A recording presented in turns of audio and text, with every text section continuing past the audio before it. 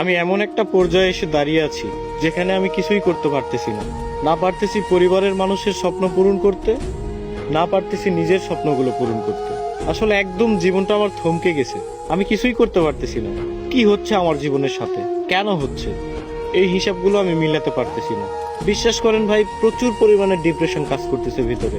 আমি অনেক ডিপ্রেশনের মধ্যে আছি। আমার জীবনের সাথে কেন এগুলো হচ্ছে আমি নিজেও জানি না। তবে একটা জিনিস কি, কোনো কিছুর হিসাব আমি মিলাতে পারতেছি না। একটা সময় ডিপ্রেশন কি জিনিস জানতাম না, এখন জানতেছি। তবে একটা কথা মাথায় রাখবেন, ডিপ্রেশন বিভিন্ন ধরনের হয়। শুধুমাত্র প্রেম বিচ্ছেদের কারণেই যে মানুষ ডিপ্রেশনে ভোগে, বিষয়টা এমন না। সবচেয়ে ভয়ানক ডিপ্রেশন হচ্ছে ফ্যামিলি প্রবলেম। হ্যাঁ, এগুলো আপনারা বুঝবেন না। যারা মধ্যবিত্ত পরিবারের, একমাত্র তারাই বুঝবে। ডিপ্রেশন অনেক কঠিন একটা জিনিস। এখান থেকে সহজে কেউ বের হতে পারে না, কেউ ডিপ্রেশন কাটিয়ে উঠতে পারে না। তবে আলহামদুলিল্লাহ, ধৈর্য ধরে আছি, ভালো কোনো একদিন আসবে।